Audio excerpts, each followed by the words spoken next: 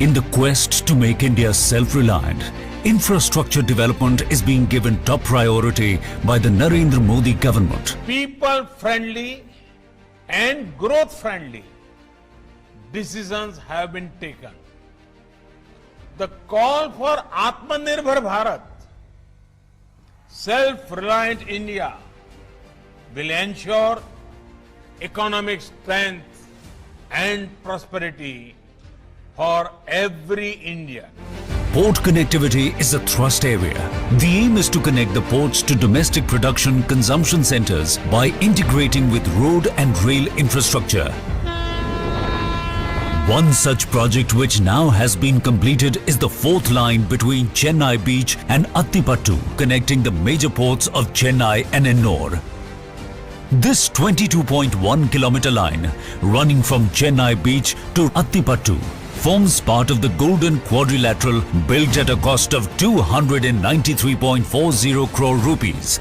This line will not only ease operational bottlenecks in the region, but also facilitate seamless movement of freight and passenger trains.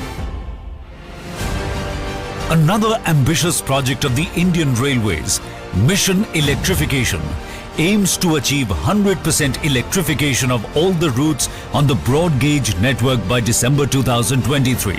It is Prime Minister's vision to thus reduce railways' carbon footprint and protect the environment.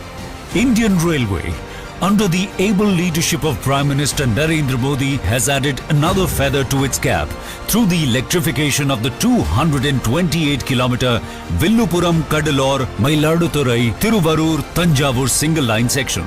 This vital project, completed at a cost of 423 crore rupees, will facilitate operation of all freight and passenger trains on energy-efficient and environment-friendly electric traction. This will lead to tremendous savings in terms of diesel costs, and the use of regenerative braking will result in lower electricity bills. Electrification of the section will lead to free flow of traffic without the need for change of traction between Chennai Egmore to Kanyakumari, and will cut down transit time by 30 minutes. These two projects will provide faster, energy-efficient and environmentally sustainable transportation of passengers and goods. They are being inaugurated by the Honorable Prime Minister Narendra Modi today.